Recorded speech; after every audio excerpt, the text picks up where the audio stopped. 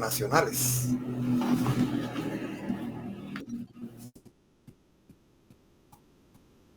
Dice acá el doctor Larios, a pesar que en la actualidad existe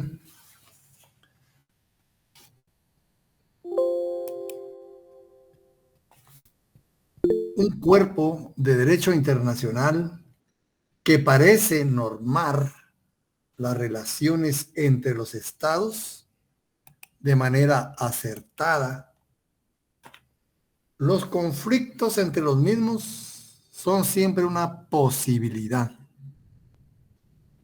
Más aún, son una realidad, ¿verdad? Como lo demuestra pues los acontecimientos que pasan en la humanidad, ¿verdad?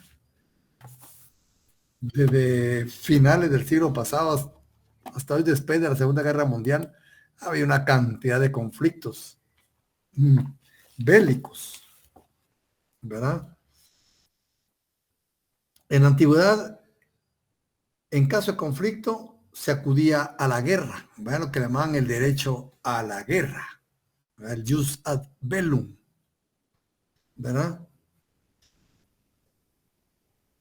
A los medios violentos de manera inmediata, ¿verdad? Fíjese que a través de la guerra se solucionaban hasta conflictos particulares.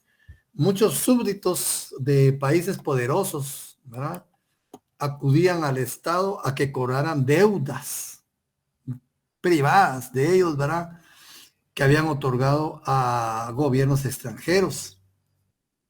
Habían guerras por deudas privadas, el derecho a la guerra, ¿verdad? Pero muchas veces se tornaban injustas, muy injustas, ¿verdad? En la actualidad, tomando en cuenta las consecuencias desastrosas de las dos últimas guerras mundiales, así como lo espantoso de una posible guerra, de una tercera guerra mundial, ¿va ustedes? Que no sabemos cómo se va a resolver la situación ahora. Debido al avance técnico de las armas, se ha impuesto entre las naciones medios de diferentes categorías, existiendo cierta gradación en el empleo de los mismos, ¿verdad? O sea, ¿cuáles son los medios de solución de conflicto? Estos se dividen en tres, de conflictos internacionales, ¿verdad? Medios pacíficos o diplomáticos, medios jurídicos o jurisdiccionales y medios coercitivos.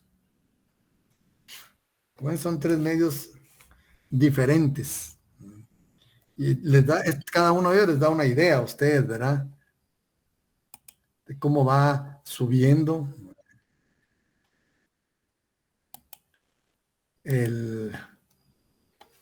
la tonalidad, ¿verdad?, de la respuesta de entre los estados o de la comunidad internacional a una situación que pueda poner en riesgo, ¿verdad?,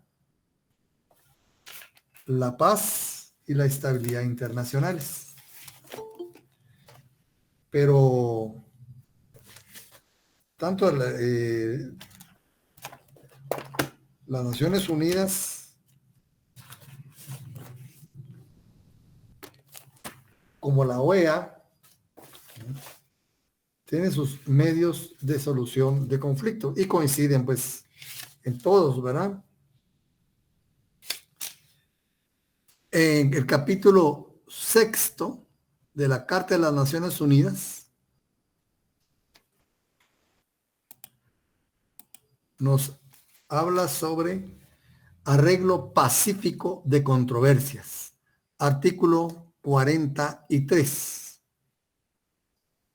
Dice, las partes en una controversia cuya continuación sea susceptible de poner en peligro el mantenimiento de la paz y la seguridad internacionales, dos valores supremos de la comunidad internacional, la paz y la seguridad, valores supremos. Tratarán de darle solución de buscarle solución, ante todo,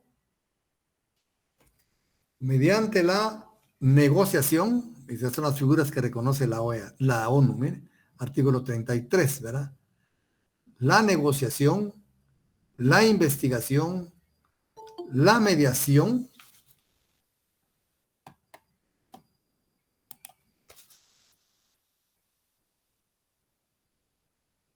la conciliación, el arbitraje,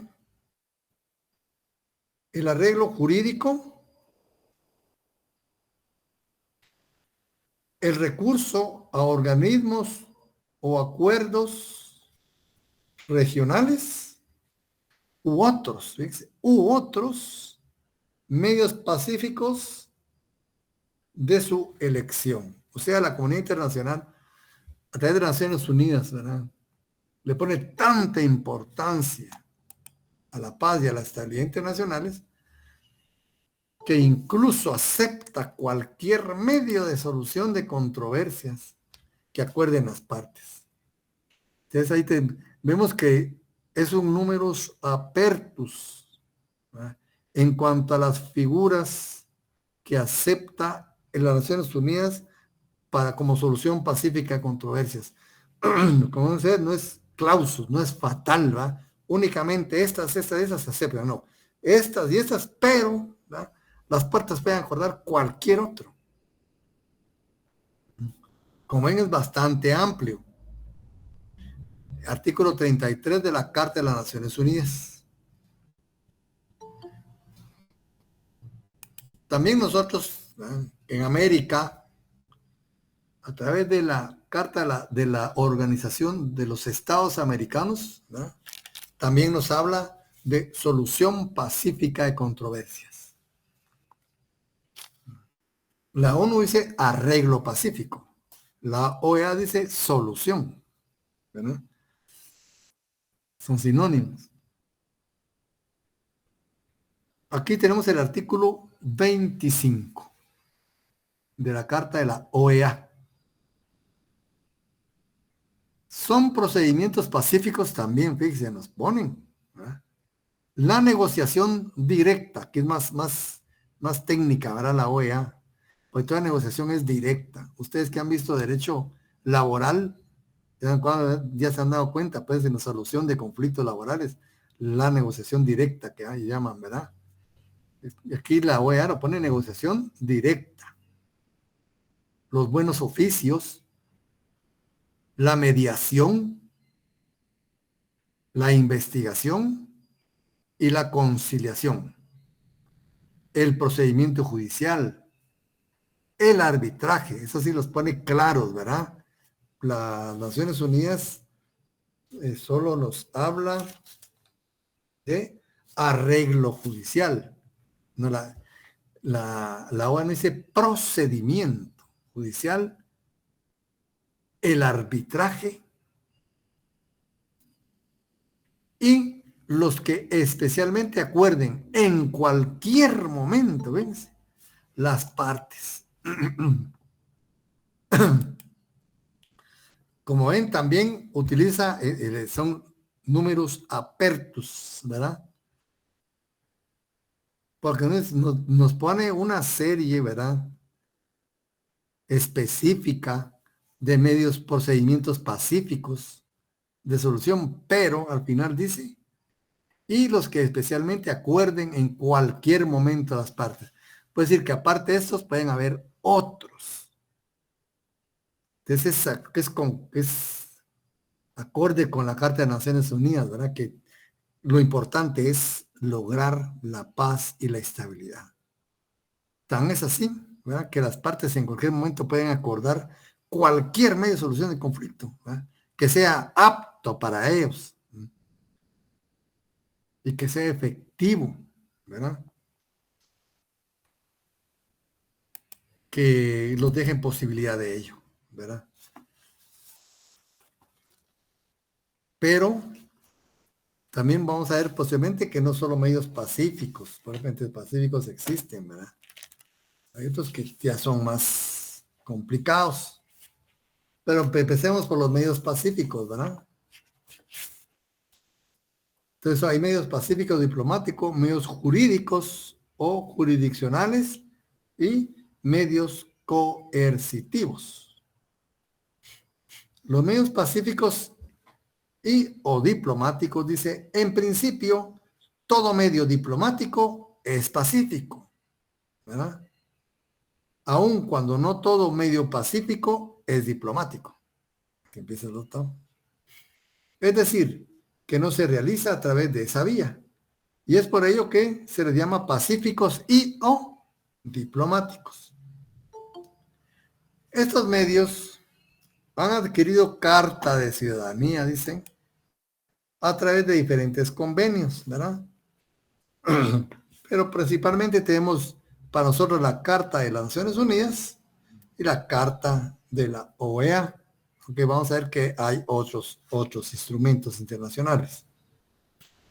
Los instrumentos anteriores establecen como medios pacíficos los siguientes, y aquí también lo remarca el doctor Larios, ¿verdad? La negociación, los buenos oficios, la mediación, la investigación, la conciliación. Ahí. Entonces, la negociación. Aquí ya tenemos, ¿no?, una figura específica de como medio de solución de conflicto, medio pacífico. La negociación es un acuerdo directo. Por eso la carta de la OEA nos pone negociación directa.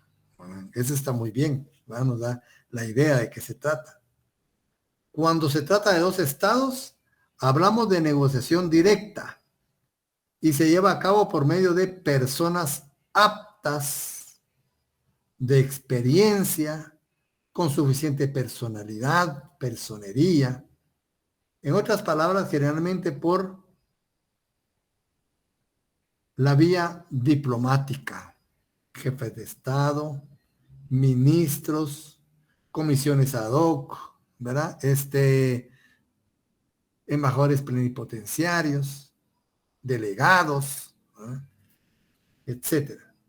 Cuando se trata de varios estados, generalmente se convoca a una conferencia internacional, lo cual equivale a entablar negociaciones. En la negociación siempre hay compromisos. Todos ganan algo, todos pierden algo. Es una negociación, ¿verdad? En una negociación no voy a obtener todo, ¿verdad? Voy a tener que ceder en algunas partes y en otras no. Las negociaciones pueden ser por escrito o personales, ¿verdad? Muchas veces este procedimiento de las negociaciones diplomáticas directas entre las partes interesadas es recurso previo para los tratados sobre solución de conflictos. Entonces, ¿verdad?, esa negociación se da directamente entre las partes. Lo importante aquí, ¿verdad?, es que las personas que actúen en nombre del Estado sean personas capaces, preparadas, ¿no?, con si aptas para la situación, porque se va a negociar, ¿verdad? Entonces, la negociación tiene como punto de referencia la aptitud de las personas, la aptitud, que sean personas aptas, es una característica. Pero si mandamos al cuate del presidente, ¿verdad?, al, a la mejor amiga de la novia de turno del presidente, para darle un chance y un poco de brillo, ¿verdad?, vamos a perder muchísimo.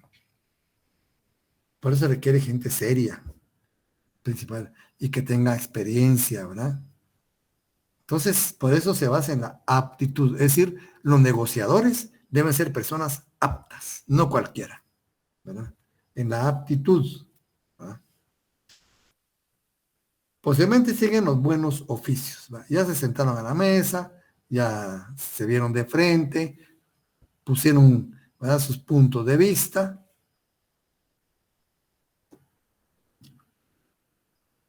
Y se puede llegar a un arreglo, ¿verdad? Pero esa negociación tiene que representar, pues, ventajas, prioridades, ¿verdad? En los dos grupos. Pues esas personas deben ser preparadas, idóneas, ¿verdad? Los buenos oficios. Dice, cuando las negociaciones por razones diferentes quedan estancadas o se rompen, entonces se acude a este medio. Aquí ya hay la presencia de un tercer estado. Puede ser un grupo de estados o un organismo internacional, no importa. Vamos a poner un tercer estado para que no se nos complique mucho la figura, ¿verdad? Pero puede la posibilidad de que sea un organismo internacional o un grupo de estados también, ¿verdad? Entonces, es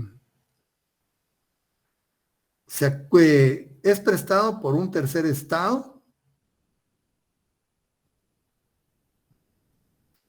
que no es parte en el conflicto, pues es tercer estado, ¿verdad? Diferente, ajeno al conflicto, ¿verdad?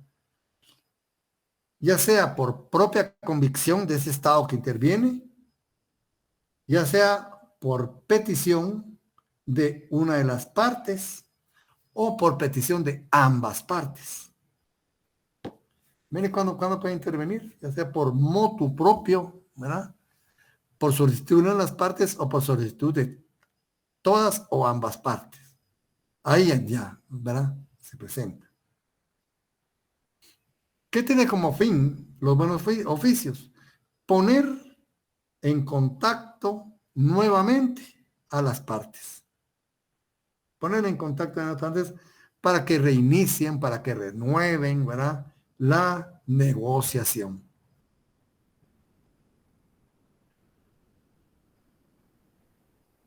¿Verdad? Muchas veces dicen la negociación, cuando intervienes porque han habido negociaciones previas que han fracasado, ¿verdad? Entonces la negociación se torna peligrosa, ¿verdad? Entonces, el único fin, ¿verdad? El único fin es poner en contacto nuevamente a las partes. Pero, ¿verdad? No interviene, no se sienta a la mesa de negociaciones, ¿verdad? No interviene en las discusiones, no propone nada, simplemente lo que logra es, ¿verdad? Que las partes se sienten nuevamente a la mesa de negociaciones. Es un gran avance para ustedes.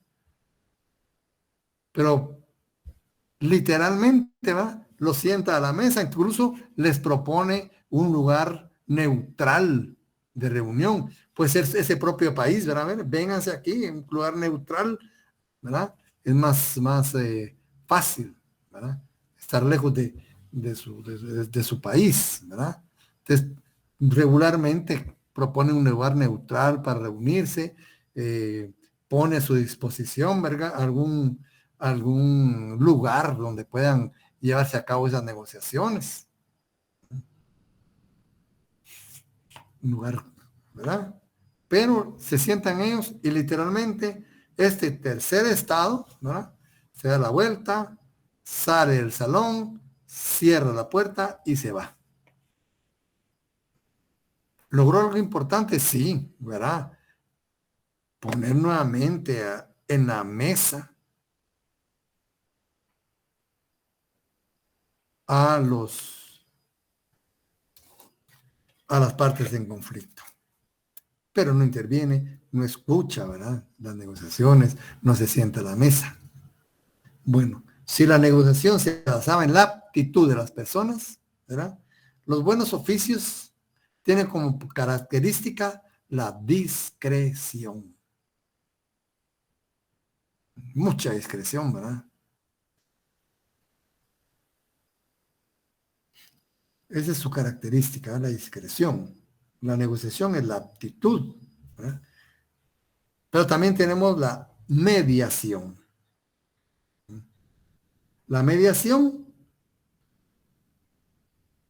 también aquí hay un tercer estado, o grupo de estados, o organismo internacional, ¿verdad? Vamos a dejarlo como digo, un estado para que no se nos amplíe mucho la figura. Entonces, cuando un tercer estado también interviene. Igual que los buenos oficios, ya interviene un tercer estado. Aquí también, en la mediación, interviene un tercer estado. Pero su intervención es muy diferente a los buenos oficios, ¿verdad? Los buenos oficios, discreción. Se sientan, lo escuchan, se va y los deja ahí sentados, ¿verdad? Les proporciona todas las posibilidades, ¿verdad? Comodidades y todo para que puedan llevar a cabo esa situación. En la mediación, no. En la mediación ya el mediador ya se sienta a la mesa de negociación, ¿verdad? Participa activamente, ¿verdad? Interviene, ¿verdad? Para exponer, para incluso propone fórmulas de solución. O sea, tiene un carácter de intermediación, ¿verdad? Entonces pueden coadyuvar, ¿verdad? En la solución del conflicto, proponiendo, sugiriendo formas de solución, sugiriendo compromisos para las partes, ¿verdad? Compromisos que sean dignos, que sean adecuados para la situación. Incluso puede hacerlo por separado, puede hacerlo conjuntamente, en forma confidencial, etcétera, ¿verdad? O sea, su participación es muy activa.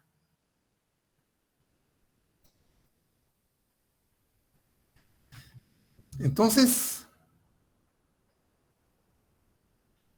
dice, a veces la mediación puede alcanzar carácter obligatorio, pero solamente cuando las partes así lo han acordado. El mediador no puede obligar a las partes. El mediador, ¿verdad? Participa hasta donde las partes se lo permitan. Incluso si ellos lo autorizan y si ellos previamente dicen, ¿verdad? Que van a acatar las sugerencias, las formas de solución que les proponga el mediador, ya pues tiene que hasta carácter obligatorio, ¿verdad?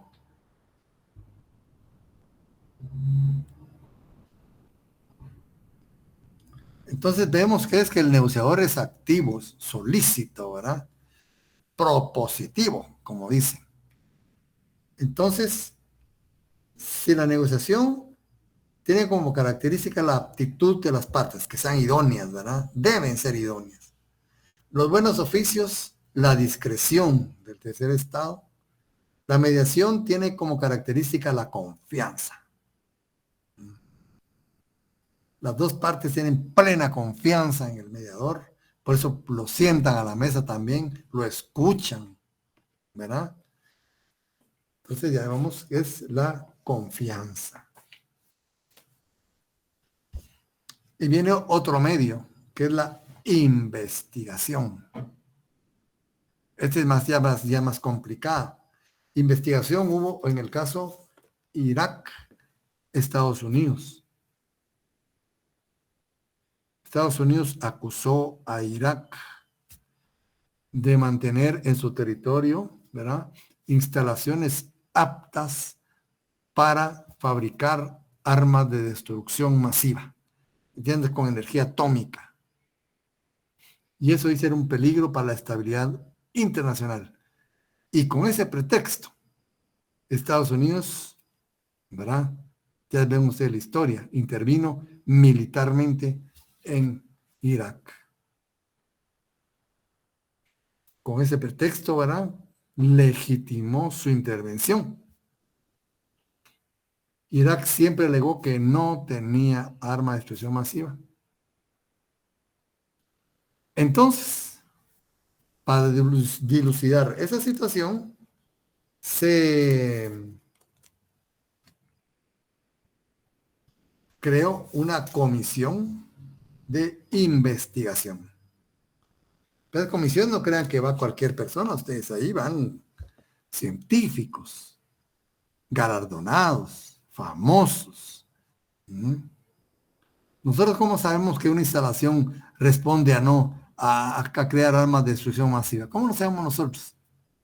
Tiene que ser una persona versada, ¿verdad? Versada en ello para que diga, esto sí, sí puede servir, esto no, esto sí, su infraestructura, todo, muchas cosas ¿verdad? Que tienen que calificar. Entonces, las comisiones estas de investigación muchas veces está integrada por personas muy capaces, expertos en la materia, científicos. Dice, es un método introducido al derecho internacional público por la Convención de la Haya, adoptado por las Naciones Unidas, y antes por la Sociedad de Naciones y la OEA, además de otras organizaciones internacionales. Se refiere a cuestiones de hecho. Eso es lo que investiga la Comisión de Investigación. Cuestiones de hecho. No de derecho, ¿verdad? No de derecho. Cuestiones de hecho. ¿No? Ni cuestiones supuestas, ¿verdad? No, esto es lo que hay, lo que ve, ¿verdad? Las partes de común acuerdo otorgan a una comisión, o sea, las partes, ¿verdad? La facultad de esclarecer una divergencia proveniente de la diferente apreciación sobre una situación dada, ¿verdad? Estados Unidos decía, no, aquí hay. Irak decía, no hay. Va a tener una diferente, ¿no?, postura frente a una situación dada. Dijeron, bueno, que investiguen, que se investigue, ¿verdad? Y se instauró una comisión de investigación. Entonces a esta comisión se le da facultad de esclarecer esa diferencia. ¿No? Una situación de hecho. Una situación de hecho. Entonces, ¿qué hace la comisión? Obviamente investiga, pues, si es de investigación, ¿no? Investiga. Pero para poder investigar, eso es importante, ahí va el derecho internacional, ¿verdad? Gozan de mucha libertad y autoridad en los estados donde van. Incluso van revestidos, ¿verdad?, de privilegios e inmunidades diplomáticas.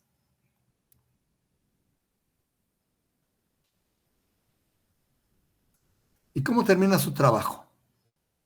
Rindiendo un informe. Rindiendo un informe. Ese informe se adopta por mayoría de votos. Bueno, este informe se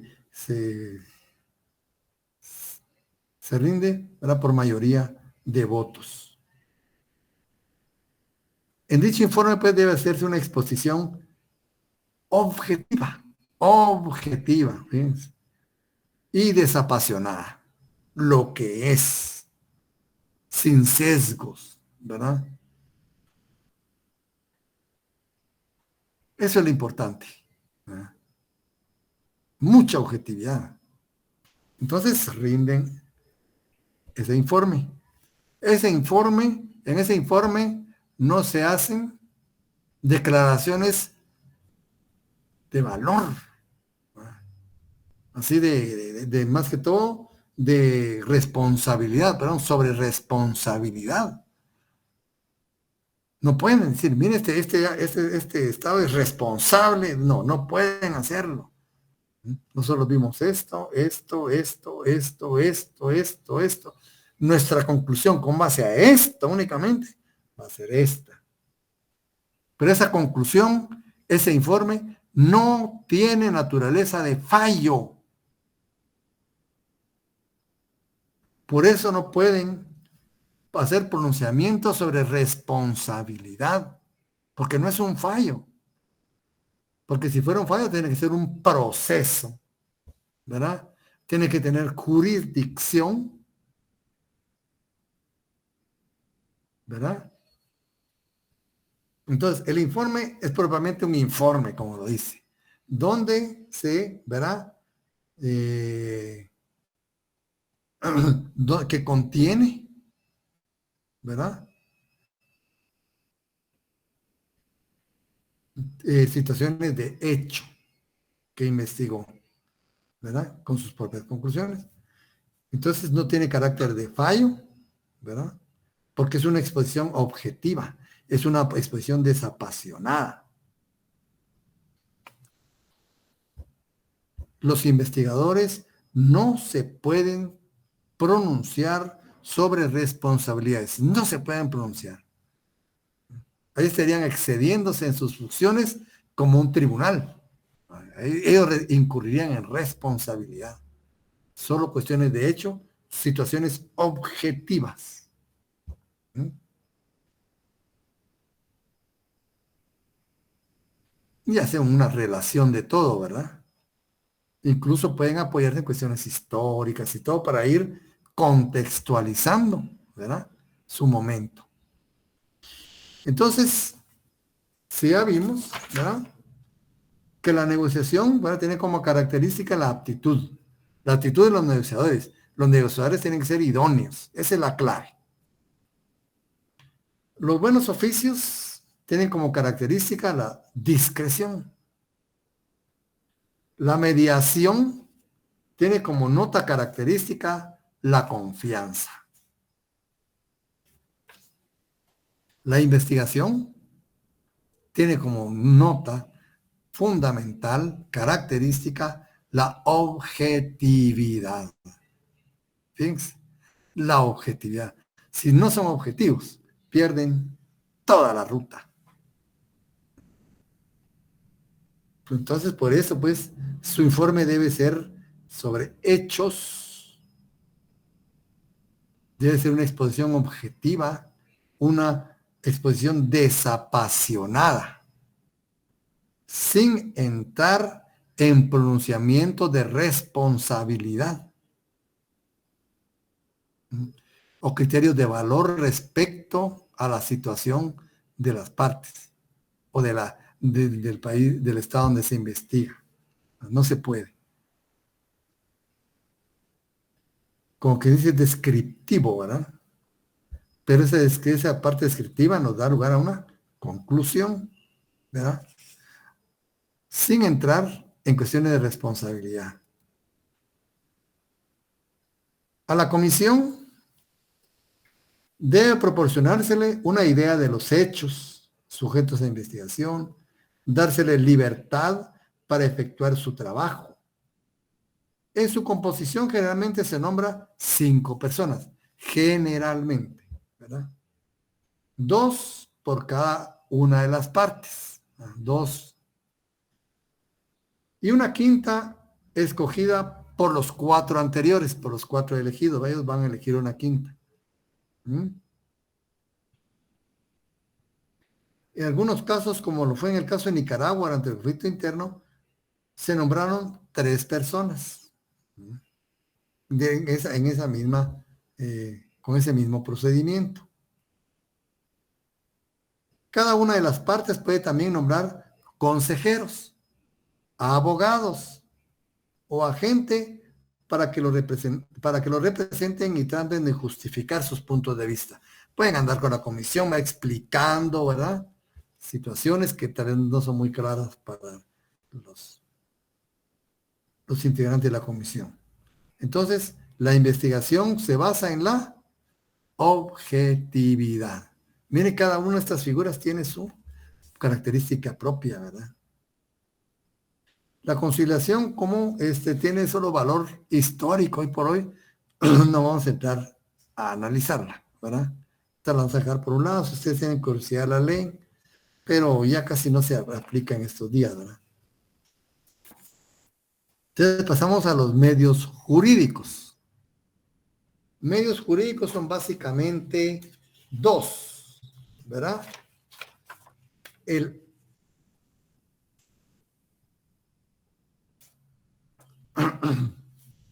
los medios jurídicos o judiciales y el arbitraje internacional. El tribunal, ¿verdad? El que conocemos, ¿verdad? Y es el más que más conocemos, es el que está en la Corte, que pertenece a la Corte Internacional de Justicia. Como ya les apunté anteriormente, la Corte Internacional de Justicia, ¿verdad? Es el órgano judicial de las Naciones Unidas, el órgano judicial principal de las Naciones Unidas. Y tiene dos funciones fundamentales: la función judicial y la función de opinión consultiva, la función consultiva. En este caso, cuando interviene en el medio de solución de conflictos, está cumpliendo su función judicial, que pues se debe conocer los casos que se someten a su conocimiento.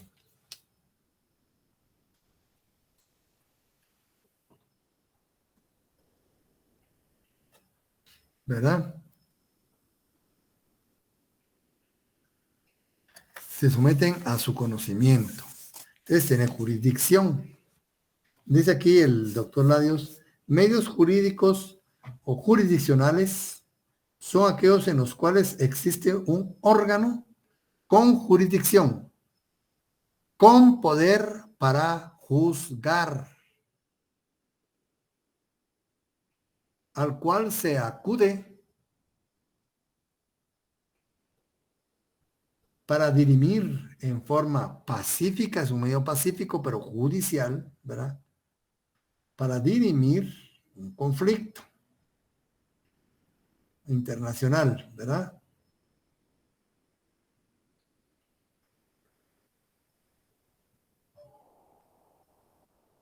Tradicionalmente, los medios jurídicos se han conocido dos medios: el arbitraje y la decisión judicial. El arbitraje termina a través de un laudo arbitral y la decisión judicial a través de un fallo judicial o sentencia. Pero esos tienen apellido, ¿verdad? El laudo es laudo arbitral internacional. Internacional. Porque también aquí hay laudos arbitrales, ¿verdad? Aquí internamente hay árbitros, ¿verdad? Entonces, laudo arbitral internacional. Y la decisión judicial, fallo internacional. Principalmente, pues, a través de la Corte Internacional de Justicia.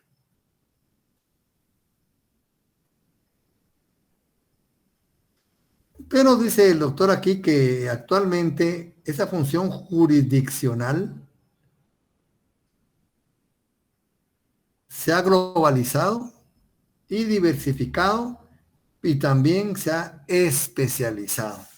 Hoy hay muchos tribunales, ¿verdad? Internacionales. No solo a través de la Corte Internacional de Justicia, hay otros. El Tribunal Permanente, ¿verdad? La Corte Internacional de Justicia, ¿verdad? Que es de carácter general. Y hay especializados. El Tribunal de Derecho del Mar, ¿verdad? Ese es solo cuestiones marítimas, es especializado, pero es internacional. Ejerce fallos internacionales también y resuelve conflictos internacionales.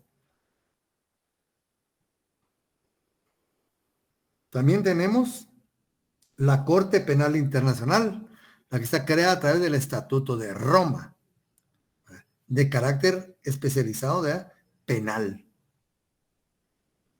Los tribunales de derechos humanos, especializados en derechos humanos. La Corte Interamericana de Derechos Humanos, el Tribunal Europeo de Derechos Humanos, ¿verdad?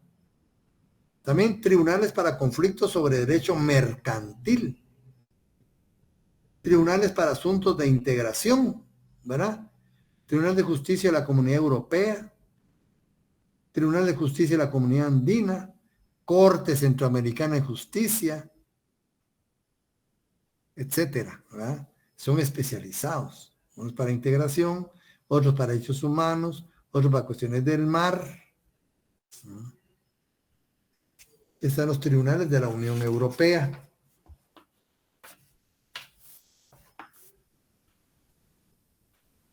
Entonces, como ven, hay muchos tribunales, ¿verdad?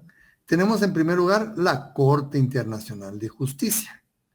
Este pues es el órgano judicial, ¿verdad? Como dice la ley el órgano judicial principal, dice la ley. ¿Verdad? Lo dice tanto en el artículo 92 de la Carta como en el artículo 1 del Estatuto, ¿verdad?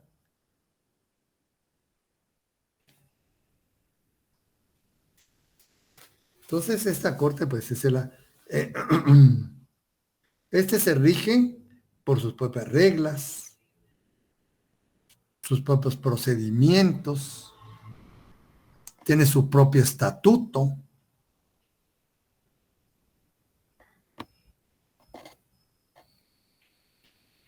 ¿Cómo se integra?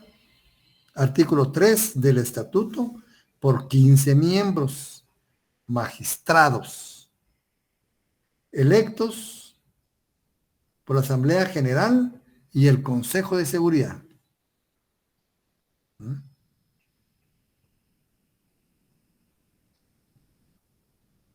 Entonces eligen, ¿verdad?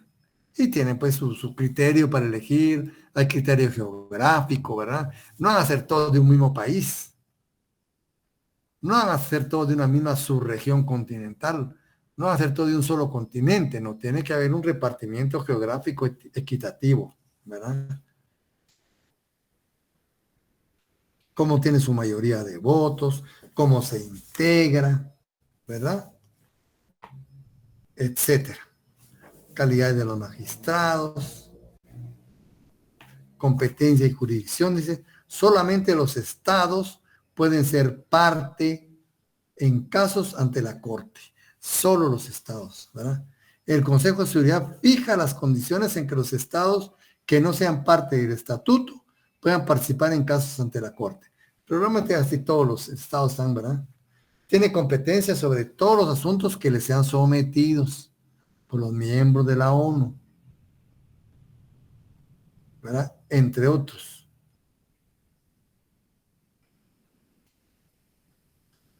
El procedimiento también tiene su propio procedimiento, sus idiomas oficiales, todo eso está en el estatuto de la Corte que ustedes tienen ahí. Y como les conté ya, ¿verdad? Tienes dos tipos de funciones, función judicial y función consultiva, ¿verdad? La función judicial pues la vemos, ¿no?, en el artículo 92 de la Carta. Ya vimos pues cómo dice ahí la ley, ¿verdad? Artículo 92. La Corte Internacional de Justicia será el órgano judicial principal de las Naciones Unidas. Funcionará de conformidad con el estatuto. Ahí está todo, ¿verdad? Que es anexo, dice a que está basado en el de la Corte Permanente de Justicia Internacional, ya no existía en ese tiempo, que era de la Sociedad de Naciones, y que forma parte integrante de esta carta. Todos los miembros de las Naciones Unidas son ipso facto partes en el Estatuto de la Corte Internacional de Justicia. Cada miembro de las Naciones Unidas se compromete a cumplir la decisión de la Corte Internacional de Justicia en todo litigio en que sea parte. Como ven ahí, pero la opinión consultiva la tenemos en el artículo 96. La función judicial la tenemos en el artículo 92 y la función consultiva en el artículo 96. Dice, 1. La Asamblea General o el Consejo de Seguridad únicamente estos dos órganos, fíjense, la Asamblea General o el Consejo de Seguridad podrán solicitar a la Corte Internacional de Justicia que emita una opinión consultiva sobre cualquier cuestión jurídica. Opinión consultiva. 2. Los otros órganos de las Naciones Unidas y los organismos especializados que en cualquier momento sean autorizados para ello por la Asamblea General podrán igualmente solicitar de la Corte opiniones consultivas sobre situaciones jurídicas que surjan dentro de la esfera de sus actividades. ¿Verdad?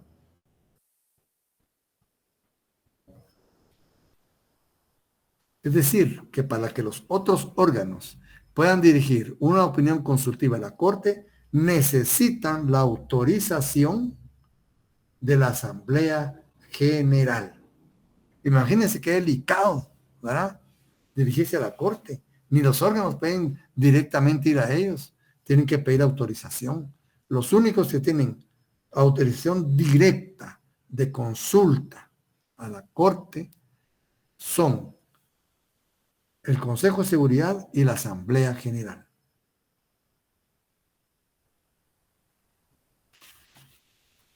Ven, entonces, este es el parte, pues, de solución de conflictos. Pero hay otros tribunales, ¿verdad? Como yo les decía. Aquí dice el Tribunal Internacional de Derecho del Mar, es especializado, ¿verdad? Aquí están sus órganos, su integración. Esto no lo vamos a, solo vamos a sacar con la Corte Internacional y lo que va a ser el arbitraje. Pero se lo leo para que vean que hay más, ¿verdad? Está el Tribunal Penal Internacional, ¿verdad? El Estatuto de Roma, ¿verdad? Y también es especializado en materia propiamente penal, crímenes de guerra, de lesa humanidad.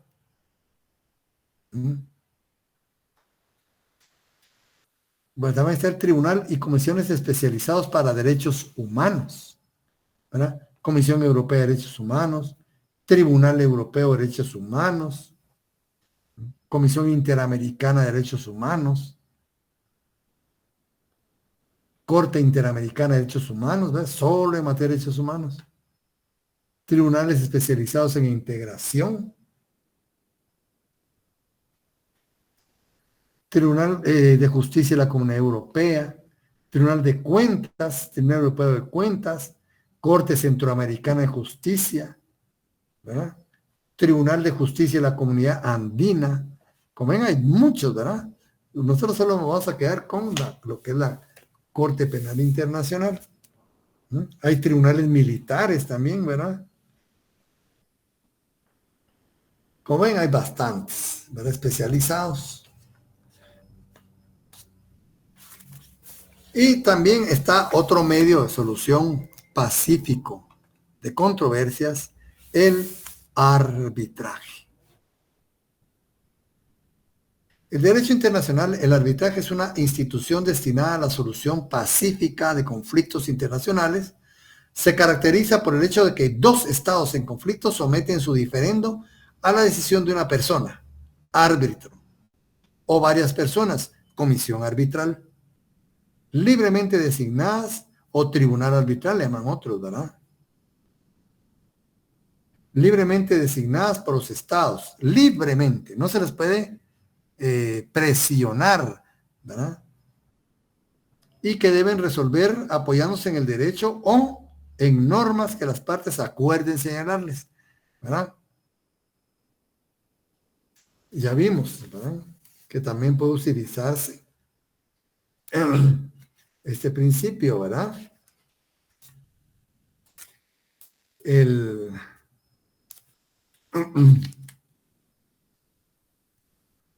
ex equo et bono, ya habíamos visto, que incluso Naciones Unidas lo acepta también, ¿verdad? El arbitraje, pues, es una institución muy antigua en el derecho internacional. Hay algo importante, ¿verdad? Que el arbitraje, como dicen, no se puede obligar a nadie. Lo hacen por voluntad propia los estados a someterse a un arbitraje. Entonces decimos que es voluntario en su sometimiento a él. A ningún Estado se le puede obligar a someterse a un arbitraje. Pero, por lo tanto, es voluntario su sometimiento. Pero, una vez sometido a él, ya es forzoso. Forzoso en cuanto a sus procedimientos. El laudo, los árbitros ponen el procedimiento. Forzoso, ¿verdad? Y su decisión. El laudo es vinculante. Tiene qué características tan importantes, ¿verdad? Eso es, vamos, ¿verdad? Ya conociendo más el arbitraje. ¿Y cómo se clasifica? En dos categorías. Licenciado, Ocasional, disculpe, ¿sí? eso del arbitraje no está en el libro del doctor, ¿verdad? ¿Sí Larios. está? ¿En qué Bueno, parte? lo que estoy contando esto de voluntario en su sometimiento y forzoso en su procedimiento y decisión, eso yo le estoy, ¿verdad? Extrayendo esas características. Que eso ya lo estudiamos también, ¿verdad? No sé si ustedes ya estudiaron el arbitraje en otras, que el derecho procesal, Procesal civil, se vio ¿verdad? algo de arbitraje, pero... Sí, es parecido, ¿verdad? Sí. Entonces, ¿verdad? Estas características las estamos extrayendo de la lectura del doctor Larios, ¿verdad? Entonces, forzoso, voluntario en su sometimiento y forzoso en su procedimiento y en su decisión. Su decisión, ¿cuál es? El auto, ¿verdad? Su decisión, ¿verdad? Bueno, entonces existen dos categorías o dos clases, ¿verdad? Dos clases de arbitraje, el ocasional y el institucional, ¿verdad? El arbitraje ocasional